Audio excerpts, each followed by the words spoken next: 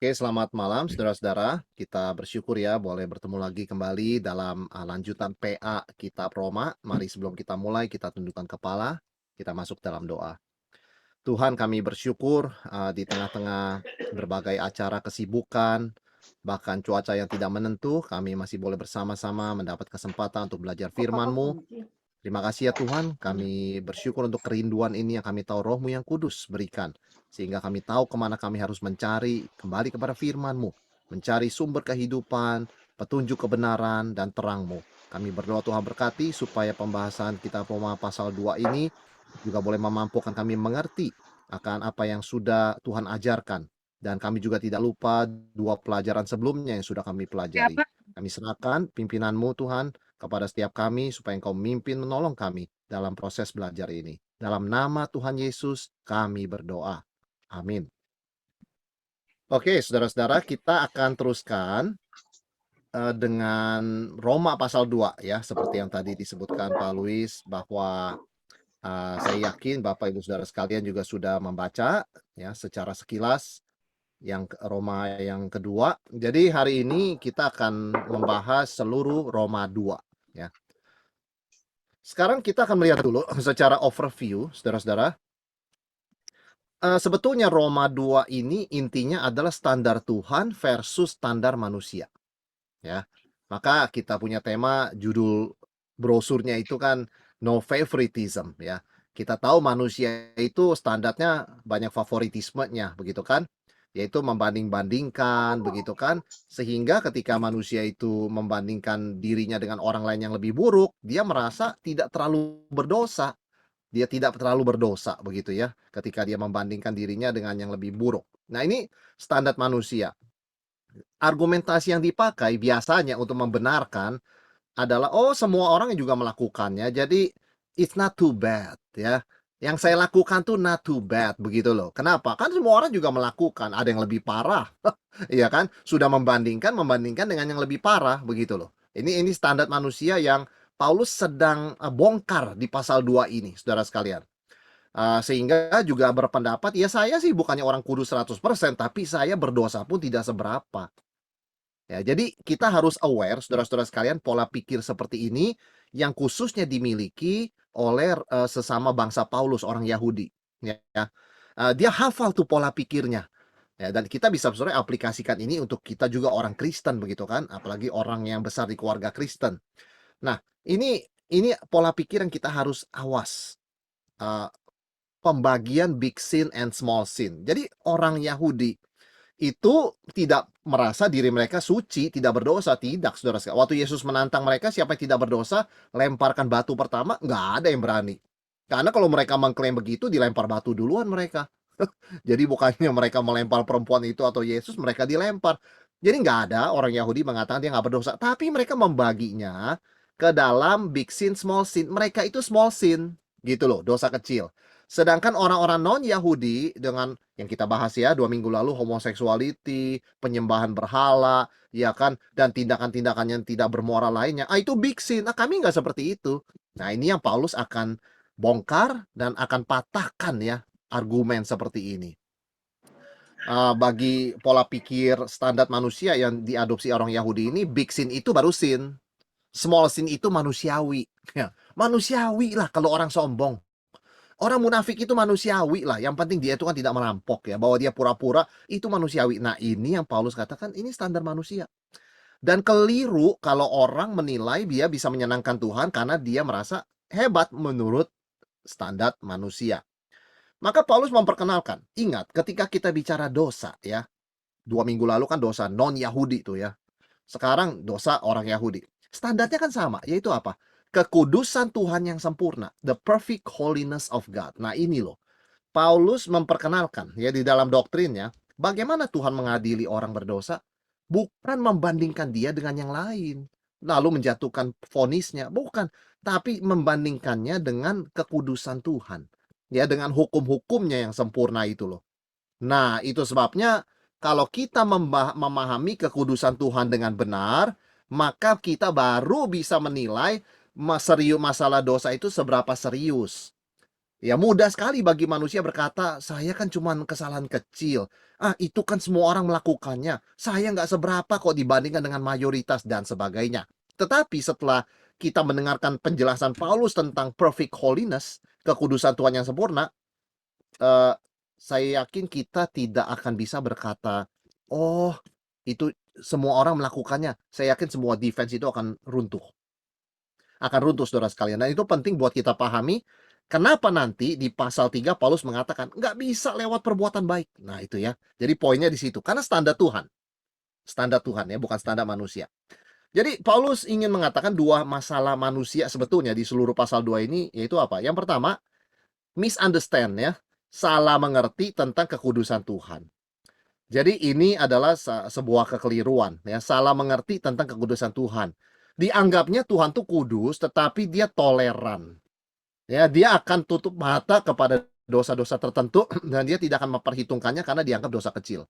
Nah, menurut Rasul Paulus itu keliru. Pandangan itu keliru karena standar Tuhan tuh seperti besi, nggak bisa dibelokin. Dia bukan seperti rotan atau bambu yang fleksibel ya. Oh, kalau kalau memang manusianya nggak sanggup ya saya turunin standarnya.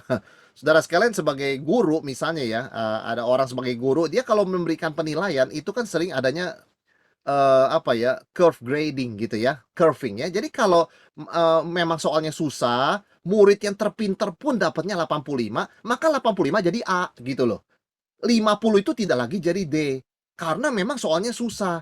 Jadi diturunkan standarnya ya, A itu bukan 100 tapi 85. Tuhan tidak begitu. Tuhan tidak menilai dalam kurva seperti itu. Tuhan itu menilainya absolut, ya kan?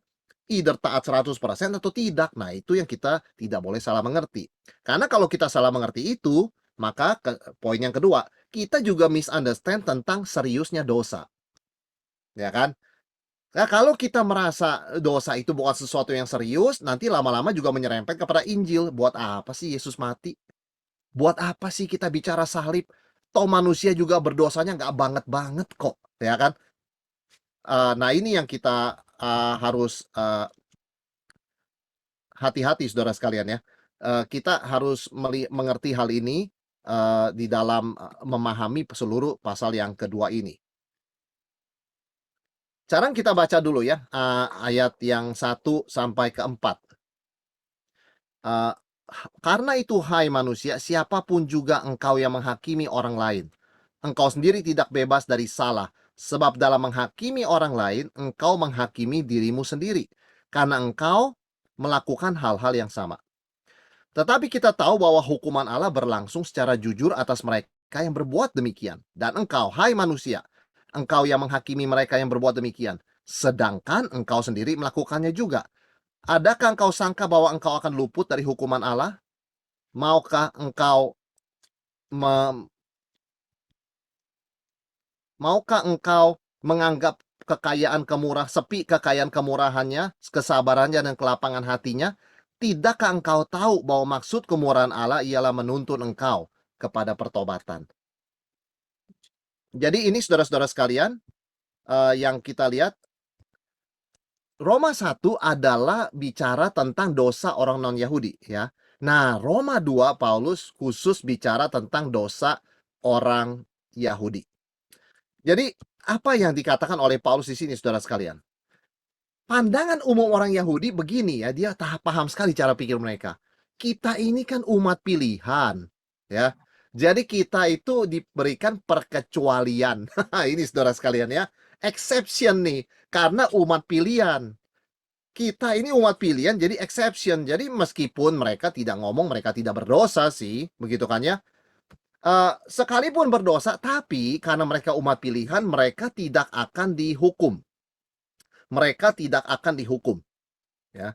Nah, ini saudara sekalian, Paulus mengatakan apa? Bagi Tuhan tidak ada favoritisme. Ya, jadi ini yang kita harus jelas, bagi Tuhan tidak ada favoritisme, saudara sekalian, ya. Jadi, meskipun itu umat pilihan Allah, meskipun mereka sudah punya Taurat, mereka melihat mujizat, mereka itu benar-benar umat kesayangan Tuhan, di dalam masalah dosa, masalah kekudusan, no favoritism. Tidak ada favoritisme. Coba kita lihat 4 masalah utama sikap orang beragama. Ini kita sebagai orang Kristen bisa ambil pelajaran penting ya. Karena meskipun kita bukan orang Yahudi yang tidak terima Tuhan Yesus, tapi kita bisa punya pola pikir yang sama ketika kita hanya mengandalkan, "Oh, saya ini kan spesial umat pilihan," begitu loh. Ada perkecualian. Nah, di sini kita mesti awas-awas, mawas diri saudara sekalian ya. Yang pertama, 4 masalahnya. Yang pertama, melakukan hal yang sama dengan orang lain yang dianggap lebih berdosa atau tidak rohani, ya. Lakukannya sama. Ya, ini yang kita sebut dengan kemunafikan. Jadi orang non-Yahudi mencuri, ya. Orang Yahudi juga mencuri, tapi orang Yahudi mengatakan, "Ya kami kan bangsa pilihan, kalau kami mencuri ya tidak seberat kalian lah. Kalian kan bukan bukan ini kan, bukan umat pilihan." Nah, itu loh saudara sekalian ya. Jadi tanpa sadar double standard begitu. Jadi dia tidak boleh mencuri, saya ya memang mencuri salah tapi nggak seberapa lah, begitu kan. Nah ini ya, kita bicara misalnya orang yang tidak percaya itu sombong, wah itu tidak mengenal Tuhan ya, tidak mengucap syukur, itu berat penghakiman Tuhan lah. Ya, tapi kita sebagai orang percaya, umat pilihan Tuhan ketika sombong kita berkata, ya wajarlah kalau orang dikasih talenta banyak pasti sombong. Ya kan coba kalau kamu dikasih talenta banyak, oh jangan-jangan kamu lebih sombong dari dia. Saudara sekalian, ada hal-hal yang kita maafkan, yang kita make exception begitu kan karena kita ini umat pilihan. Nah, itu yang kita bisa belajar dari Israel. Ternyata orang beragama sekalipun melakukan exactly the same thing. Hal yang sama dengan yang orang tidak kenal Tuhan lakukan. And mereka nggak merasa terlalu bersalah. Nah, ini yang disebut dengan kemunafikan. Yang kedua, yang lebih berbahaya adalah bahwa dosa yang dilakukan oleh umat pilihan Allah punya efek blinding ya, membutakan. Jadi sangat jelas menganalisa kesalahan orang lain. Tetapi terhadap kesalahan diri sendiri tidak lihat sama sekali. Bukan saja lihatnya buram, tidak lihat sama sekali, buta terhadap dosa mereka sendiri. Jadi memang kemunafikan tadi poin pertama berhubungan dengan blind gitu ya, spiritually blind, buta secara rohani. Ya, ini satu paket saudara sekalian ya, satu paket. Yang berikutnya terhadap orang lain sangat jelas melihat dosanya sehingga bersikap judgmental, ya menghakimi, ya. Jadi menganalisa kesalahan orang lain, oh dia pikirannya pasti karena gini gini gini, maka dia berbuat gini gini gini. Oh itu luar biasa menganalisa itu, ya kan? Maka kita tahu semua ini datang dari hati yang tidak baik gini gini gini.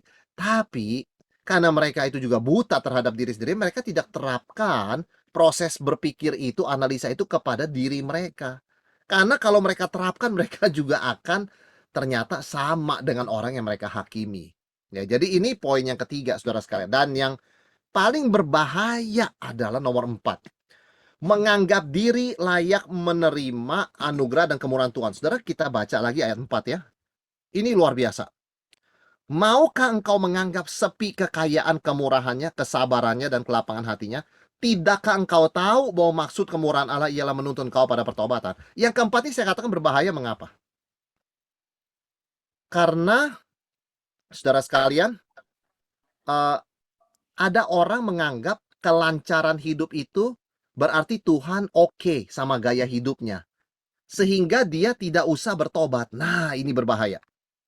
Sebagai alasan tidak usah bertobat. Padahal Paulus mengatakan, tidak tahukah kamu, hidup kamu dibikin mudah, hidup kamu dibikin lancar, kamu dikasih kesehatan, bukan karena kamu lebih baik dari orang lain, tapi Tuhan mau kamu bertobat dari kesalahanmu. Ya, jadi orang sering mengkaitkan begini loh, kalau hidupnya tidak lancar, pasti ada dosa. Seperti teman-teman Ayub begitu kan. Kalau hidupnya lancar, dia diberkati. Berarti semua hidupnya oke. Kalau dia tidak oke, nggak mungkin Tuhan berkati kan. Paulus mengatakan pada orang Yahudi, kalian dikasih kekayaan, kalian dikasih kelancaran, kalian dikasih kemudahan, kesehatan. Itu adalah maksud Tuhan menuntut kamu kepada pertobatan. Tapi ternyata orang Yahudi menanggapinya lain. Mereka menganggap ini, itu berarti kita diberkati dan diperkenan oleh Tuhan. Kalau kita tidak diberkati seperti ini, kalau kita tidak diperkenan, nggak mungkin hidup kita begini lancar. Ya kan? Maka Paulus mengatakan, tidak tahukah bahwa maksud kemurahan Allah, yaitu kebaikan Tuhan dalam diri seseorang ya, orang Yahudi waktu itu ya, itu supaya engkau bertobat. Jadi ketika misalnya ada seorang murid Kristen nyontek begitu kan ya, tidak ketangkep. Dia tidak bisa berpikir begini loh, oh Tuhan berarti berkenan sama nyontek saya.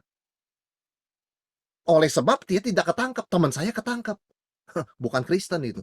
Ya, dia ketangkep, saya tidak ketangkep. Berarti Tuhan oke, begitu kan ya. Saudara, ketika seseorang nampaknya tidak mengalami kesulitan dari perbuatan buruknya, itu tidak boleh ditafsirkan sebagai berkat, melainkan sebagai kemurahan, kelapangan hati Tuhan, kesabaran Tuhan. Dengan satu tujuan, supaya orang Kristen yang nyontek tadi itu bertobat. Ya, tidak lagi melakukan perbuatan yang sama. Nah, ini poin yang sangat penting, ya. Ini 4, Bapak Ibu Saudara sekalian, saya bilang adalah penyakit orang beragama, ya. Penyakit orang beragama ini bisa terjadi pada siapa saja, termasuk pada kita orang Kristen. Jadi kita harus hati-hati sama seperti, apapun ya penyakit yang kita alami, ketika ada satu simptom biasanya membawa 3 simptom lainnya. Jadi kalau kita melihat dalam diri kita ada poin 1, nah itu pasti poin 2, 3, 4 tinggal nunggu begitu loh. Kalau di dalam diri kita melihat ada poin 4, nah pasti 3, 2, 1 juga ada di sana. Meskipun kita nggak terlalu aware, nggak terlalu sadar ya, poin 2 atau 3. Jadi sebetulnya 4 ini bisa menjadi semacam alarm buat kerohanian kita. Ketika kita menyentuh salah satu dari 4 ini, nah itu tandanya berarti kita harus kembali disadarkan mengevaluasi diri. Apakah saya juga punya sikap seperti orang Yahudi yang Paulus bicarakan di sini? Paulus hafal sekali cara pikirnya karena dia pun dulu seperti itu. Dia ya sebelum percaya pada Tuhan Yesus, dia menganggap diri paling benar, menganggap orang Kristen, orang non-Yahudi itu sebagai wah orang berdosa, sampah lah begitu kan ya. Kepada diri sendiri nggak pernah menilai. Dia tahu semua, maka dia bicara dari pengalaman sebelum dia bertobat itu loh. Dan dia bisa bicara kepada saudara sebangsanya orang Yahudi ya soal ini, soal pola pikir ini. Supaya mereka itu jelas bahwa mereka perlu Injil juga ya, tidak bisa bersandar kepada keagamaan dan perkecualian mereka sebagai umat pilihan Allah. Jadi apa yang kita bisa simpulkan saudara sekalian ya, kita melihat Tuhan tidak melakukan perkecualian. Coba kita, teruskan dulu ya, kita baca, ayat 5 sampai 11. Tetapi oleh kekerasan hatimu yang tidak mau bertobat, engkau menimbun murka atas dirimu sendiri. Pada hari waktu mana murka dan hukuman Allah yang adil akan dinyatakan. Ia akan membalas setiap orang menurut perbuatannya, yaitu hidup kekal kepada mereka yang dengan tekun berbuat baik, mencari kemuliaan, kehormatan, dan ketidakbinasaan, tetapi murka dan geram kepada mereka yang mencari kepentingan diri sendiri yang tidak taat kepada kebenaran, melainkan taat kepada kelaliman. Penderitaan dan kesesakan akan menimpa setiap orang yang hidup dan berbuat jahat. Pertama-tama orang Yahudi dan juga orang Yunani. Tetapi kemuliaan dan kehormatan damai sejahtera akan diperoleh semua orang yang berbuat baik. Pertama-tama orang Yahudi dan juga orang Yunani. Ayat 11 ini penting. Sebab Allah tidak memandang bulu. God shows no favoritism. Ya, Tuhan tidak melakukan favoritisme, saudara sekalian. Kalau kita baca ayat-ayat ini sebenarnya luar biasa. Mengapa? Ternyata kalau Tuhan mau menghakimi lepas dari Injil, itu kan yang dihakimi perbuatan seseorang. Yang baik masuk sorga, yang berbuat jahat masuk neraka. Begitu kan? Saudara sekalian, ini yang menjadi dasar pengadilan Tuhan. Lalu orang berpikir, wah kok di Alkitab ada ajaran seperti ini ya? Katanya kita diselamatkan bukan oleh perbuatan. Loh, kita mesti baca Paulus dalam konteks. Dia bicara keselamatan. Kalau tidak lewat Injil, itu harus lewat perbuatan. Perbuatan yang bagaimana? Perbuatan yang sempurna. Yang orang yang selalu berbuat baik, orang yang selalu itu mencari kemuliaan, kehormatan, dan ketidakbinasaan. Ada nggak orang seperti itu? Nah, itu pertanyaannya kan. Memang kalau standar Tuhan menghakimi itu perbuatan, pertanyaannya adalah siapa yang bisa masuk sorga kalau perbuatannya dihakimi? Paulus menyatakan begini kenapa? Nanti waktu dia bicara Injil, tidak ada lagi pertanyaan. Tapi kan juga perlu perbuatan. Loh, sekarang Paulus bicara perbuatan. Kalau mau jalan perbuatan baik masuk sorga, ini loh syaratnya. Berbuat baik, mencari kemuliaan, ya, dan kehormatan, dan ketidakbinasaan. Siapa di antara kalian, ya Paulus tanya ya, ketika dia menulis ini. Siapa di antara kalian waktu baca surat ini merasa, oh saya orangnya. Saya ini yang bakal dapat sorga nih. Kita tahu saudara sekalian, tidak ada. Nanti kita akan masuk Roma 3, tidak ada orang pun yang benar, ya kan? Tapi itu sebabnya kita harus membaca Roma 2 ayat 6 ini, jangan salah mengerti.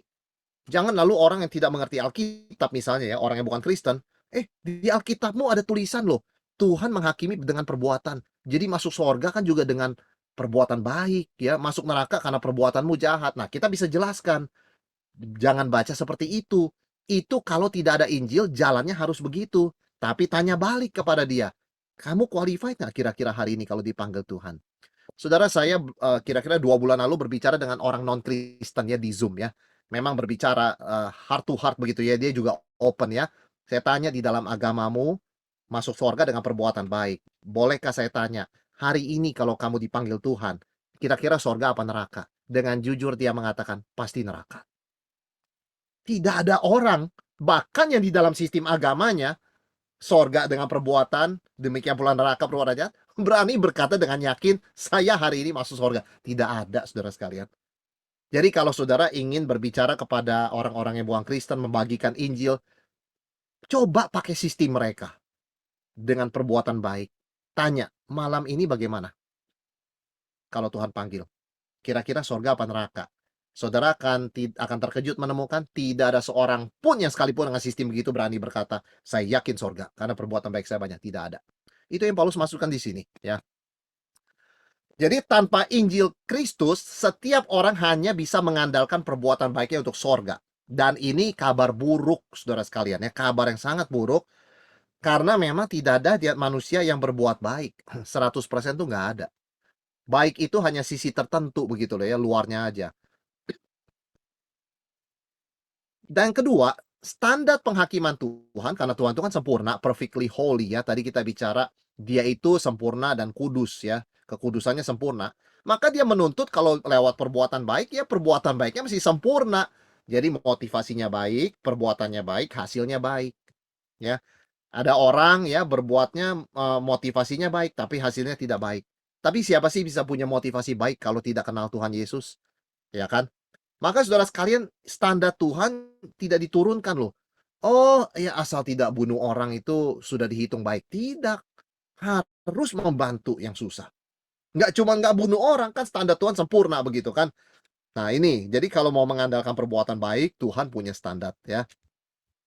Dan yang ketiga, kita harus ingat, oh, dosa tidak bisa di-cancel oleh perbuatan baik, ya. Sekalipun katakan ada orang yang sungguh-sungguh berbuat baik begitu ya, betul-betul baik, katakan loh ya, sebenarnya nggak ada. Nanti Alkitab akan akan ngomong tidak ada ya. Tapi katakan ya, kita katakan andaikan ada. Sekali lagi masalahnya, dosanya itu bagaimana bisa diselesaikan.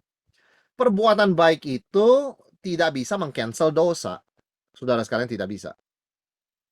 Karena kalau perbuatan baik meng-cancel dosa, ya nggak cukup begitu kan, dan nggak, bukan sistem seperti itu. Dosa ini masalah yang harus diselesaikan. Akhirnya orang tersebut dalam sistem agama tersebut tetap dibawa ke neraka sementara untuk dihukum.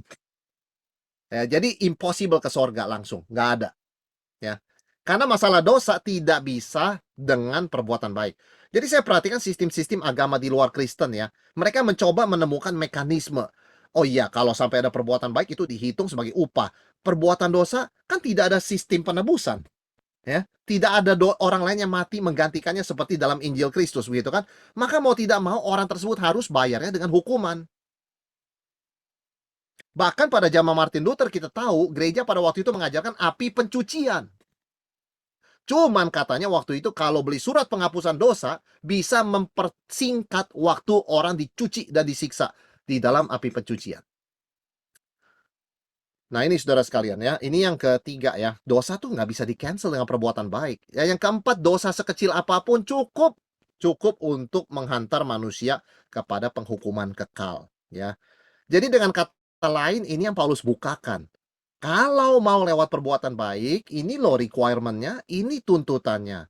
Ya kan? Karena Tuhan tidak akan dan tidak bisa menurunkan standar kekudusannya. Itu yang Paulus katakan. Ada seorang yang bersaksi seperti ini. Dia naik pesawat, saudara sekalian, bertemu dengan seorang yang bukan Kristen begitu kan. Lalu orang bukan Kristen ini melihat dia membaca Alkitab. "Apa itu?" "Itu buku suci ya." "Iya." "Ya, di sini, boleh nggak kasih tahu sama saya isinya apa?" "Alkitab mengajarkan bagaimana kita bisa diselamatkan, karena kita ini orang berdosa." "Oh, dan Tuhan tuh tidak bisa mengampuni dosa kalau bukan karena pengorbanan Kristus." "Loh, saya ini naik pesawat, kamu tahu nggak saya mau kemana?" "Saya mau ketemu simpanan saya. Saya sedang mau berdosa." Ketawa-tawa dia, saudara sekalian. Tapi saya yakin, saya sih nggak seburuk orang lain ya. Saya tetap merawat keluarga saya.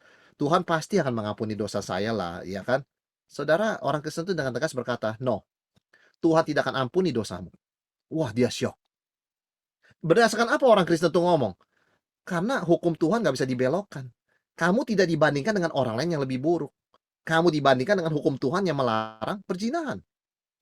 Jadi sepanjang pesawat itu dia diam, saudara sekalian. Dia hatinya tidak enak ya. Ya. Memang dia saat itu katanya memang belum siap terima Tuhan, tapi dia goncang. Ternyata asumsi dia bahwa Tuhan akan membengkokkan standarnya supaya sesuai dengan dia, begitu kan, jadi dia bisa ditolong. Tidak, Tuhan tidak akan membengkokkan standar dan menurunkan standar. Itu yang kita mesti ingat. Jadi waktu bicara dengan orang-orang yang, ini ya, yang tertarik ingin mendengar Injil, ingin tahu mengapa Injil itu perlu, kita harus ingatkan, Tuhan tidak doesn't bend his holiness, nggak bisa dibelokkan. Sehingga karena itu kesimpulan kita, dan ini yang Paulus katakan, manusia tidak akan pernah bisa mencapai standar kekudusan Tuhan karena kita sudah berdosa. Kita akan selalu disebutnya fall short, ya. Nanti kan di Roma 3 kan kita akan membaca, semua sudah berdosa and fall short of the glory of God, present tense. Terus jatuh, ya, tidak nggak nyampe tuh saudara sekalian. Karena standar kekudusan Tuhan perfect. Dia tidak akan turunkan standar itu. Ya kan, berbeda dengan sekolah yang waduh mayoritas muridnya kalau nggak diturunin standar nggak naik semua, ya diturunkan standarnya supaya semua naik. Tapi saya yakin kalau kita ini pemilik perusahaan, kita ragu-ragu ya mengambil pegawai yang lulus dari sekolah macam begitu. Karena memang standar adalah standar sesuatu yang objektif, bersifat objektif. Nah ini saudara sekalian, jadi kita mesti clear bahwa Rasul Paulus mengajarkan di ayat 5-11 ini, standar Tuhan tidak bisa dikompromikan, tidak bisa diturunkan. Kalau mau lewat jasa sendiri, lewat jalan sendiri, harus berbuat baik perfect, all the time, 100%. Baru memenuhi syarat masuk surga. Bagaimana bisa kalau kita sudah tercemar dosa? Nah itu kan, tapi ini dia jelaskan dulu, supaya dia jelaskan berikutnya, nggak bisa, itu orang bisa terima. Karena sudah dijelaskan, kita setuju ya, standar Tuhan itu nggak bisa dibengkokkan, tidak bisa diturunkan. Iya, maka ke poin berikutnya. Kita akan baca berikutnya saudara sekalian ya, 12-16. Sebab semua orang yang berdosa tanpa hukum Taurat akan binasa tanpa hukum Taurat. Dan semua orang yang berdosa di bawah hukum Taurat akan dihakimi oleh hukum Taurat. Karena bukanlah orang yang mendengar hukum Tuhan Taurat yang benar di hadapan Allah, tetapi orang yang melakukan hukum Taurat yang akan dibenarkan. Apabila bangsa-bangsa lain yang tidak memiliki hukum Taurat oleh dorongan diri sendiri melakukan apa yang dituntut hukum Taurat, maka walaupun mereka tidak memiliki hukum Taurat bagi diri mereka, mereka menjadi hukum Taurat bagi diri mereka sendiri. Sebab dengan itu mereka menunjukkan bahwa isi hukum Taurat ada tertulis di dalam hati mereka, dan suara hati mereka turut bersaksi, dan pikiran mereka saling menuduh atau saling membela. Hal itu akan nampak pada hari bila mana Allah sesuai dengan Injil yang kuberitakan akan menghakimi segala sesuatu yang tersembunyi dalam hati manusia oleh Kristus Yesus. Jadi penghakiman secara perbuatan itu berlaku universal untuk semua orang. Dengan kata lain, semua orang yang tidak punya Injil Kristus harus menghadapi takhta pengadilan Tuhan membawa perbuatan mereka. Baik itu orang yang punya hukum Taurat, orang Yahudi, atau orang non-Yahudi yang tidak punya hukum Taurat. Tapi di dalam hati nurani kan orang kalau berbuat salah, tahu dong dia salah. Nah itu hukum Taurat sama. Sama saja saudara sekalian ya. Jadi orang yang punya hukum Taurat akan dihakimi berdasarkan hukum yang tertulis. Hukum Taurat yang tertulis. 10 perintah Allah dan sebagainya ya. Kasihilah Tuhan Allahmu dengan segenap hatimu. Kasihilah sesamamu manusia seperti dirimu sendiri. Nah itu yang punya hukum Taurat. Bagaimana dengan yang tidak punya hukum Taurat? Ia berdasarkan hati nurani. Meskipun orang tidak punya hukum Taurat, ketika dia mencuri barang orang lain, pasti hatinya berkata, salah loh. Itu bukan milik kamu, tidak boleh. Nah ada konflik, dia membela diri, membenarkan, tapi hati nuraninya terus bersuara, menuduh dia. Nah itu saudara sekalian. ya. Jadi itulah yang dimaksud dengan hukum Taurat yang tertulis dalam hati, bukan tertulis di loh batu seperti orang Yahudi, ya kan? Tapi namun demikian isinya kan sama kata Paulus kan, isi hukum Tauratnya sama, jangan mencuri, jangan berzina, jangan bersaksi dusta, begitu kan? Jangan membunuh dan sebagainya, ya. Hormati ayah ibumu, itu semua semua bangsa ada begitu loh. Meskipun nggak punya hukum Taurat, hati nurani berkata demikian. Jadi, tuntutan hati nurani sama dengan hukum Tuhan, sama dengan hukum Taurat. Kan ada pertanyaan, "Pak, kalau orang tidak pernah mendengar Injil, dihakiminya berdasarkan apa?" Kan dia belum pernah menolak atau menerima Injil, orang belum pernah dengar, berdasarkan hati nurani. Dan Alkitab mengatakan tidak satu orang pun di dunia ini yang 100% mengikuti hati nuraninya.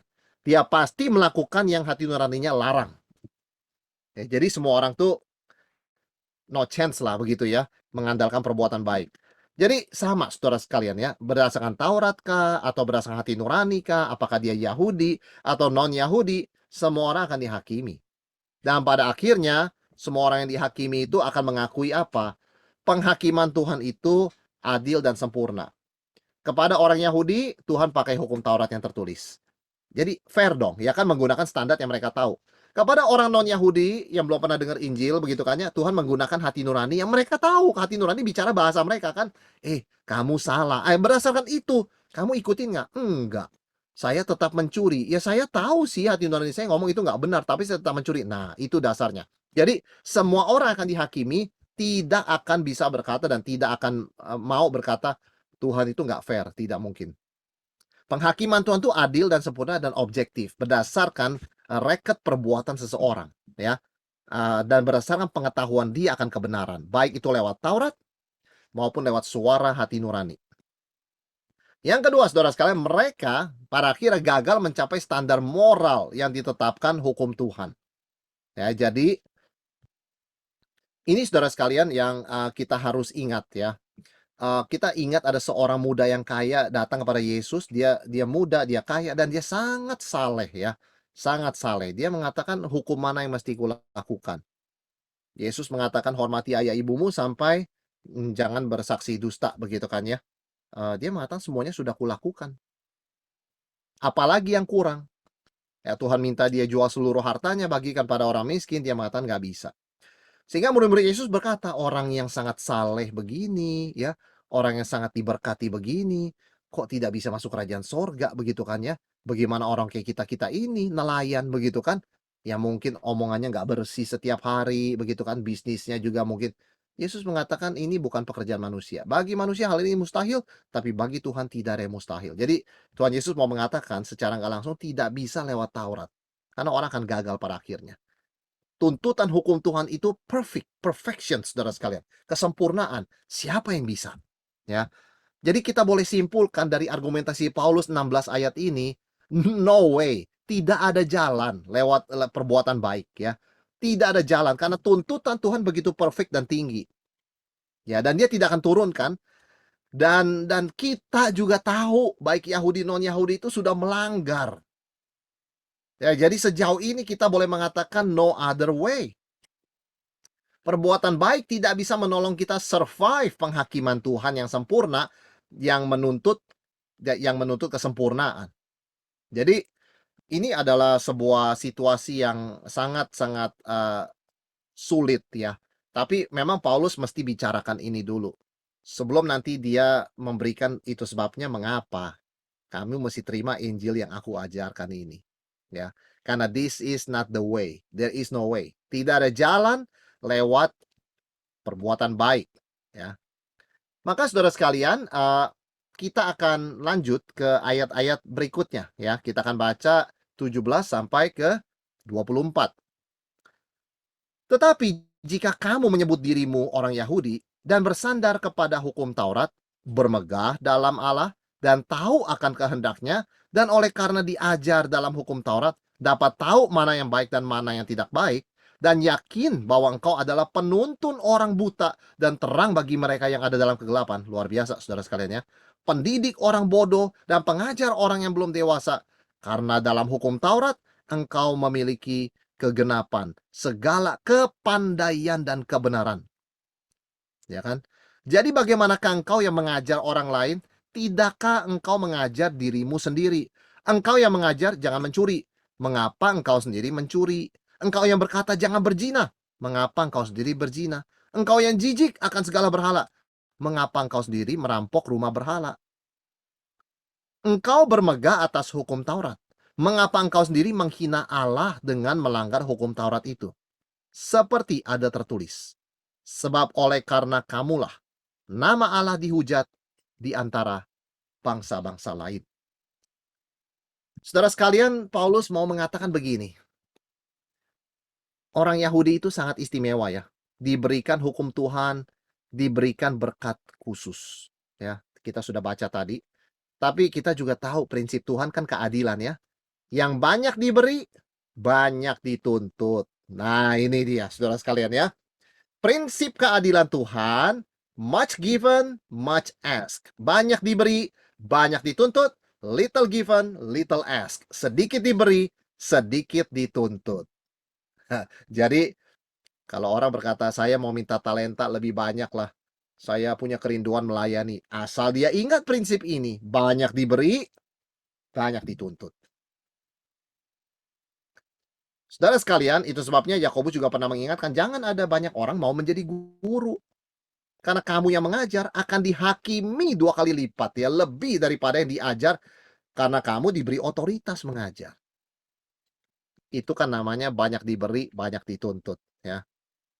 Saudara, Paulus menyebutkan berapa banyak sih berkat Tuhan bagi orang Yahudi. Itu kira-kira ya kasarnya, kita bisa hitung kalau dengan membaca begitu saja ada 6 kira-kira. Berkat istimewa Tuhan untuk orang Yahudi. Yang pertama, bisa disebut orang Yahudi. Saudara tahu istilah Yahudi itu artinya apa? Dari Yehuda begitu kan ya? Puji Yahweh. Ya, saking bangganya banyak orang Yahudi akan istilah Yahudi ini ya, mereka menjadikannya nama belakang begitu loh ya. Jadi kalau saya dulu orang Yahudi ya namanya Wilson begitu ya, Wilson Yahudi begitu loh. Itu bangga sekali mereka.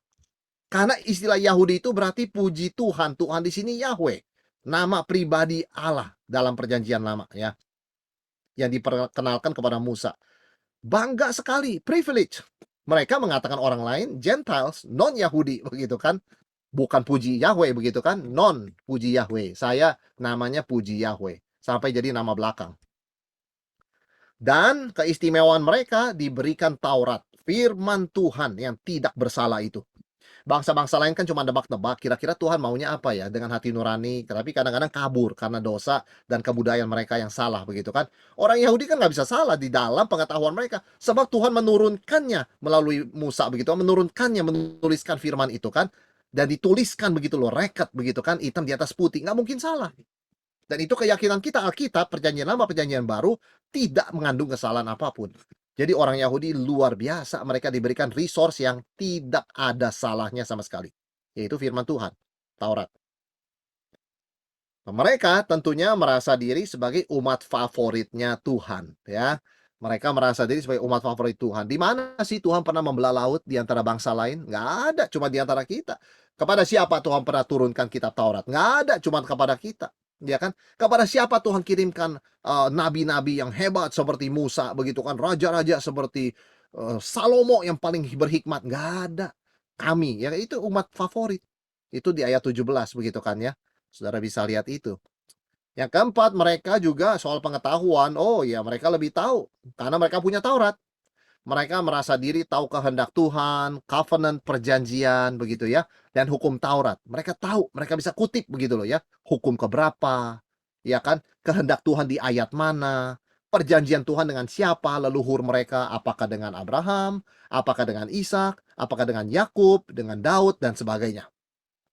Jadi mereka itu merasa diri tahu ya, merasa diri tahu mereka itu pengajar lah disebutnya ya, pendidik begitu loh. Jadi mereka tahu dan mereka merasa bisa membuat evaluasi atau penilaian moral yang tajam ya. Kalau kita baca ayat yang ke-18 ya kan, tahu mana yang baik, mana yang tidak. Jadi kalau orang ada masalah etika moral, ini boleh nggak ya? Itu boleh nggak ya? Tanya orang Yahudi waktu itu. Karena mereka ahli di dalam mengevaluasi keputusan moral ya. Mereka bisa membedakan ini bermoral, ini tidak.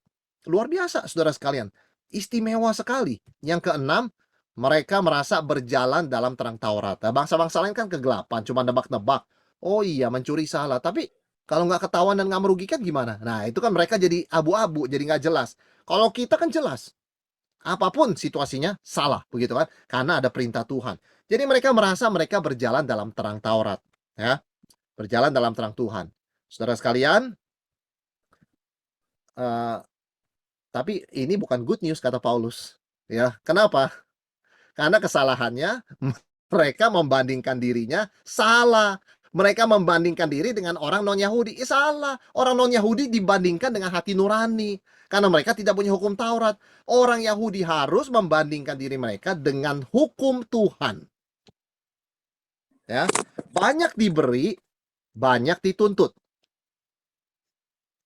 Mereka sudah terima Taurat, mereka akan dinilai, dihakimi berdasarkan hukum-hukum Taurat itu. Apakah mereka mengikuti setiap detil hukum yang Tuhan sudah nyatakan, ya.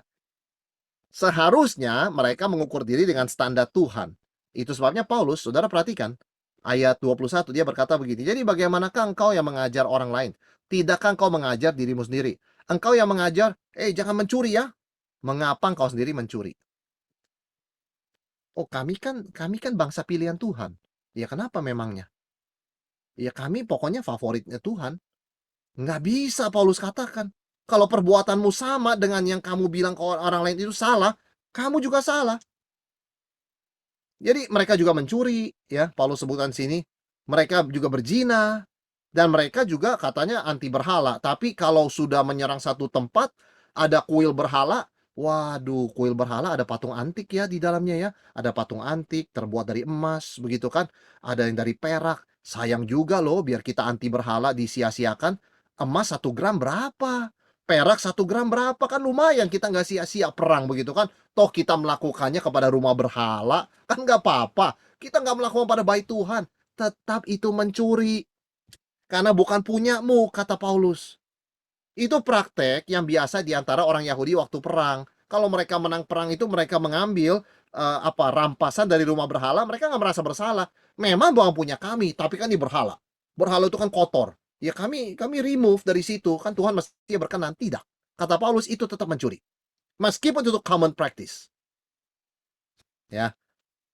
Saudara sekalian, nah ini ya, itu sebabnya persoalan moral yang dianggap abu-abu, ya. Itu ayat 22. Tadi kita bicara rumah berhala.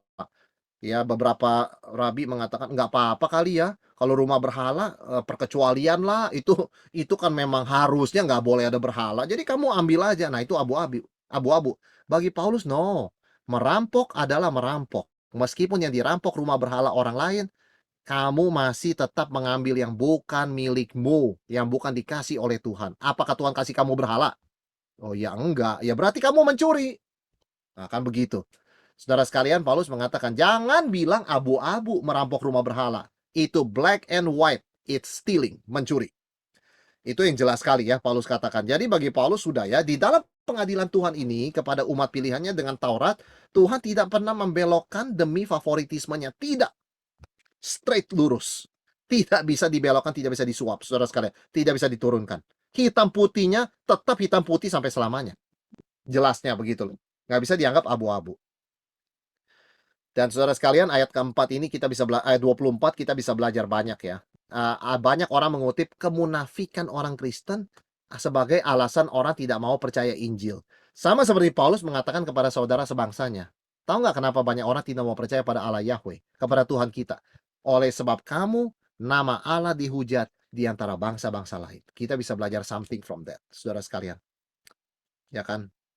Tadi kita bicara mengenai kemunafikan kan 4 hal itu ya. Hypocrisy, kemunafikan, kemudian juga ada spiritual pride, kesombongan, ada menghakimi orang lain ya, judgmental, ada blind ya, buta begitu kan ya. 4 hal ini memang menjadi batu sandungan buat orang mau percaya kepada Allah Israel pada waktu itu. 4 hal ini kalau ada di antara jemaat gereja, kita orang Kristen, juga menjadi batu sandungan untuk orang menjadi Kristen. Selalu kalau sudah tanya, kenapa sih nggak mau ke gereja? Penilaiannya nggak jauh dari 4 ini. Oh, banyak orang munafik ya, saya tahu dia, tapi Wah, banyak pelayanan tapi ternyata kehidupan sehari-hari nggak begitu loh. Oh, ini apa, menghakimi, judgemental begitu kan ya. Oh, ini apa, menyombongkan diri, merasa diri sudah lama jadi Kristen. Selalu alasannya tidak jauh dari situ, saudara saya. Jadi, bagian ini meskipun dituliskan untuk orang Yahudi, "Hai kamu orang Yahudi," begitu kan ya. Paulus berkata begitu kan, di ayat yang ke-17. "Tetapi jika kamu menyebut dirimu orang Yahudi," jadi memang bagian ini khusus untuk orang Yahudi. Tapi kita bisa belajar something saudara sekalian ya, yang kita bisa aplikasikan ke konteks kita sebagai orang Kristen. Dan saudara sekalian, ini Paulus sudah mendobrak rasa aman mereka, nggak ada. Kamu tidak ada favoritisme dari Tuhan ya. Jangan merasa aman di balik nama Yahudi ya. Kamu tuh sama ya, dan akan dihakimi loh. Ya, dan karena tingkah lakumu ini, nama Tuhan tuh dihujat di antara bangsa-bangsa. Jadi Paulus sudah membongkar, meruntuhkan, tameng rohani mereka, tameng agama mereka, rasa aman mereka sebagai umat favorit Tuhan, begitu kan. Dan Paulus akhirnya melakukan, saudara sekalian ya, suatu serangan terakhir, kritik terakhir ini loh ya, kepada sikap-sikap seperti ini. Apa itu saudara? Apa defense terakhir orang Yahudi? Jawabannya adalah sunat. Inilah defense yang paling luar biasa. Kalau saya sebagai orang Yahudi sudah disunat dari kecil pada hari ke-8, saya aman. Ya, luar biasa saudara sekalian. Ini adalah pelindung atau garansi atau asuransi setiap laki-laki Yahudi. Aku sudah disunat. Tidak ada malapetaka akan menimpa aku. Ayat 25. Maka Paulus menegaskan salah konsep itu, yaitu apa? Sunat memang ada gunanya jika engkau mentaati hukum Taurat. Tapi jika engkau melanggar hukum Taurat, maka sunatmu tidak ada lagi gunanya. Jadi jika orang yang tidak bersunat memperhatikan tuntutan-tuntutan hukum Taurat, tidakkah ia dianggap sama dengan orang yang telah bersunat? Jika demikian, maka orang yang tak bersunat tetapi melakukan hukum Taurat akan menghakimi kamu yang mempunyai hukum tertulis dan sunat, tetapi yang melanggar hukum Taurat. Wah, saudara sekalian, memang hanya Paulus yang bisa berkata dengan frontal seperti ini. Jangan coba-coba mengganggu gugat sunat orang Yahudi. Itu adalah defense rasa aman tentram mereka yang paling solid, paling basic ya. Dan kalimat terburuk yang kita bisa ucapkan kepada orang Yahudi adalah tingkah lakumu seperti orang tidak bersunat. Itu sangat insulting, menghina sekali. Ya. Jadi ada kata-kata yang pada zaman kita ini tidak boleh diucapkan karena menghina orang, begitu kan ya.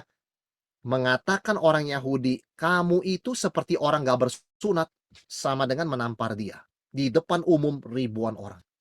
Itu sangat-sangat insulting dan orang Yahudi bisa perang kalau dikatakan demikian. Tetapi Paulus sebagai orang Yahudi mengatakan, kamu punya sunat, tapi nggak melakukan hukum Taurat. Itu non-Yahudi tidak bersunat kan? Ya, lebih rendah kan dari kamu najis, tapi melakukan Taurat, dia akan menghakimi kamu.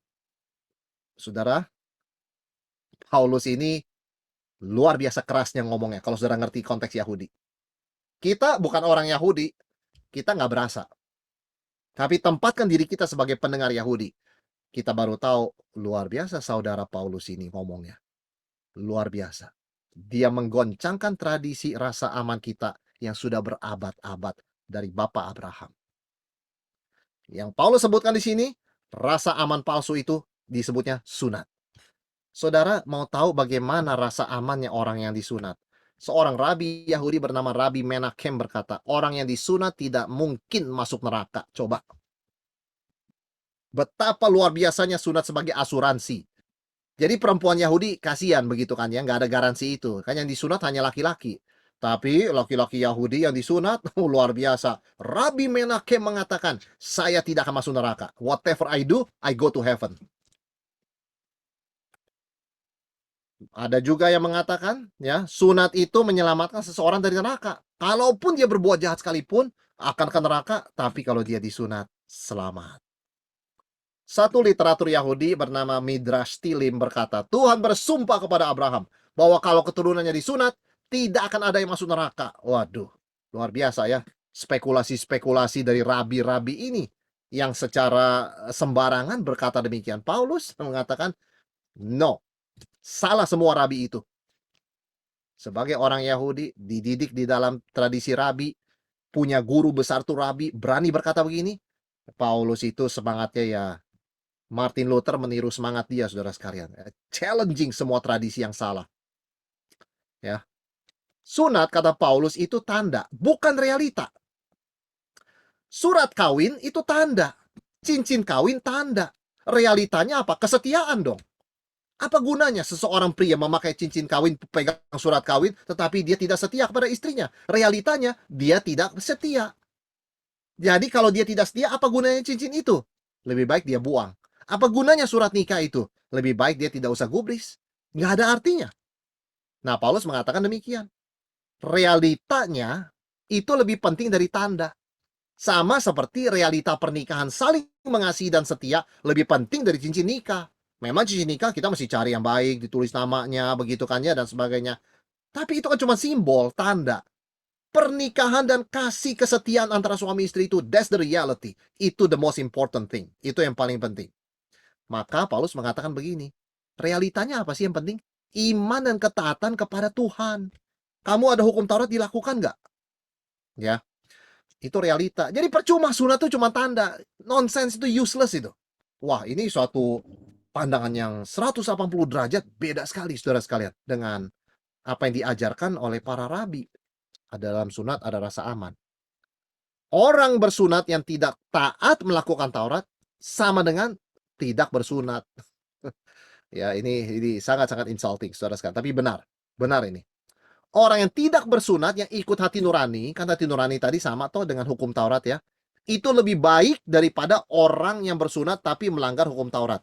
Jadi Paulus, selama ini orang Yahudi merasa diri lebih tinggi dari non-Yahudi karena disunat. Paulus turunkan mereka lebih rendah daripada orang yang tidak bersunat, yang melakukan kata hati nurani, begitu loh. Yang melakukan seolah-olah hukum Taurat dengan ikutin hati nuraninya.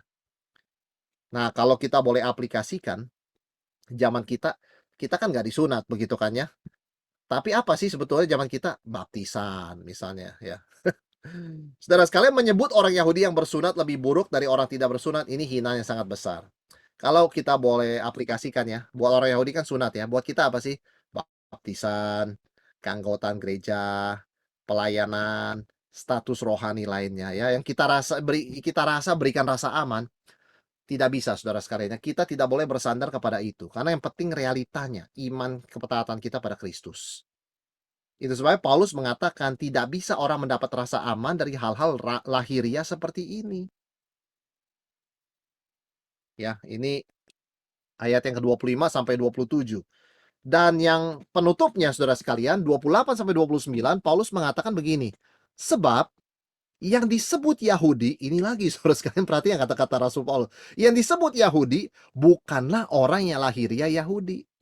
Dan yang disebut sunat bukanlah sunat yang dilangsungkan secara lahiriah, tetapi orang Yahudi sejati ialah dia yang tidak nampak keyahudiannya, dan sunat ialah sunat di dalam hati, secara rohani, bukan secara hurufiah. Maka pujian baginya datang bukan dari manusia, melainkan dari Allah.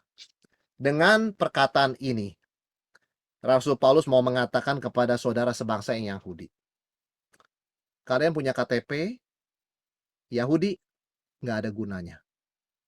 Kalian disunat, tidak ada gunanya. Ya, siapa itu Yahudi? Jadi Paulus mau mengatakan begini, kalian itu merasa diri Yahudi, bangsa pilihan Tuhan. Saya katakan bukan. Kalian itu non-Yahudi, karena kalian tidak taat sama Taurat. Pasti terhina.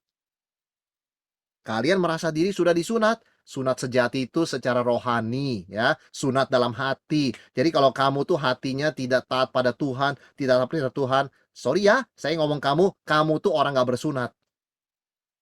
Karena sunat itu sunat dalam hati secara rohani, bukan hurufiah. Kalau kamu dipuji orang, itu juga nggak ada gunanya. Pujian terpenting datang dari Tuhan. Saudara sekalian, ayat 29 ya, menarik sekali. Ada seorang pengkhotbah namanya Donald Barnhouse. Dia mengajak kita begini. Coba ganti ayat 28-29 ini, kita ringkas, kita ganti Yahudi dengan Kristen. Coba bunyinya seperti apa? Menarik sekali, pendeta Donald Barnhouse menawarkan terjemahan seperti ini. Kita aplikasikan ya. Sebab yang disebut Kristen bukanlah orang yang lahiriah Kristen. Tetapi orang Kristen sejati, ialah dia yang Kristen dalam hati, dalam Roh Kudus, bukan secara hurufiah. Maka pujian datangnya baginya datang bukan dari manusia, melainkan dari Allah. Menarik sekali. Saya kira